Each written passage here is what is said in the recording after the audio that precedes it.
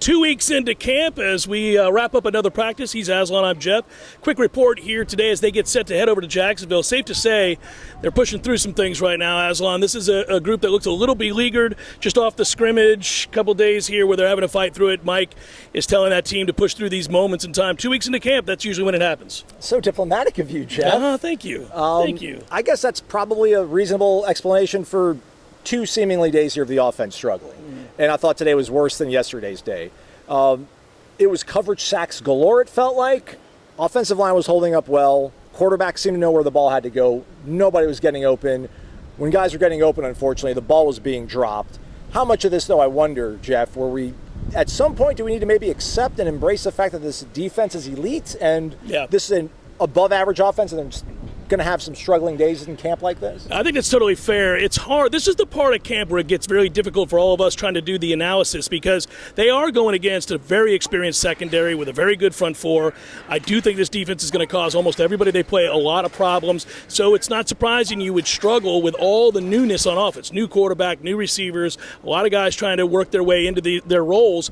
And then you've had some guys that have just missed times with bumps and bruises and stuff we're not allowed to talk about. So I do think it's a little disjointed. This is the best way to describe this offense right now. I would also say, I think, coming off a scrimmage, guys are probably not their best right now. So, not to say that they can't have a good practice. You're right. It's been a rugged couple of days. Yeah. Though Malik Benson seems to continue to be maybe the most consistent out of a rather inconsistent bunch. So is that something to hang the hat on right now? I mean, you have to. I feel like right now if you're Florida State's receiving corps. I think he's their one. They're going to have to run the ball. I mean, look, I think everything's going to get set up through that running game. They talk about it a lot. Chris Thompson spoke to us afterwards. He talked about the tight ends, which, by the way, is a room that I'm starting to become impressed with, by the way. That's reason for optimism. But also, they got to run the ball and then throw off a play action and kind of set these things up. If you're able to do that, they do have enough guys that we think can make plays there. It's also interesting to note that I think the quarterbacks have been inconsistent. I think that's a fair thing to say. Mike might disagree with me. I also think they're throwing a lot of things at him right now. So we're catching them when they're throwing more and more concepts at him as well. And I think today was so pass heavy, so it kind of made it a little bit more pronounced. Like I said, they really weren't running the ball that much in 11-on-11 stuff, which has been the strength of this team this entire camp. So maybe they were leaning and maybe putting on a lot of pressure on this offense, at least to throw the ball well, and a little bit of a shortened day, and then hopefully they can recoup the next 2 days and Jacksonville kind of heal up.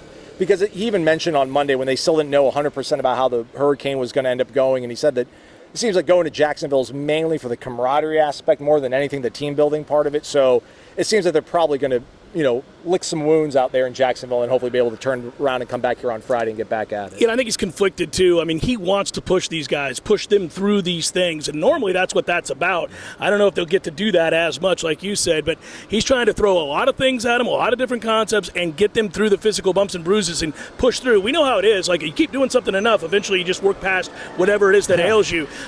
They've got a long way to go on offense is the best way to sum this up right now. It's not an unmitigated disaster, and we only get to see them face this defense, which we do think is upper echelon. Absolutely, especially the secondary. And that's, earlier when I was talking about, it was like coverage sacks galore. I mean, when you think about it, you got Shaheem, you got Azari Thomas, you got Fentrell Cypress and Earl Little, kind of like your main 4 guys back there.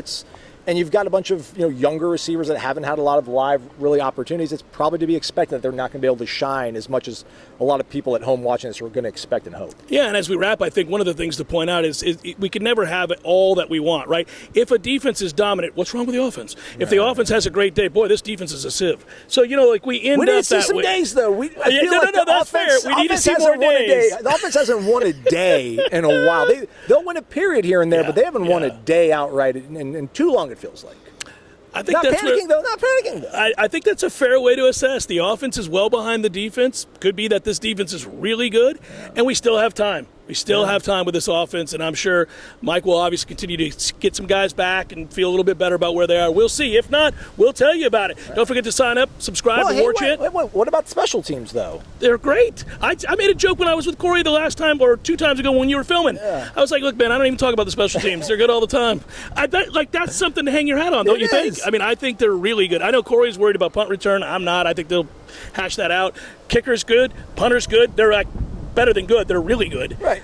And I was thinking about watching period 3 when they do their first 11-on-11, and we can wrap up after this, and just thinking about, and it's so trite and trivial and just talking about field position battle, but when you're expected to probably run the ball as much as Florida State's going to have to run the ball successfully to be well. Yeah. I mean, you think about this defense is probably going to be able to generate a lot of 3-and-outs, and then your punter, whenever you might not be able to get points on the board, is probably going to be able to flip the field for you well, that Florida State's going to be able to put enough pressure on teams throughout the season where the field position is really, I'm going to be curious to see like the average field position between Florida State and their opponent as the year goes on and how much that plays into their success as the year goes on. It allows you to be really patient, too, as a play caller for Mike. You know, you're going to run the ball. You got to wear people down over time. You know you can flip the field over and over again, and you love your defense. It's going to be a different style. All you care about is wins. How it looks can change from year to year, and I think it will change from last year to this year. Absolutely. We'll take it. 2022.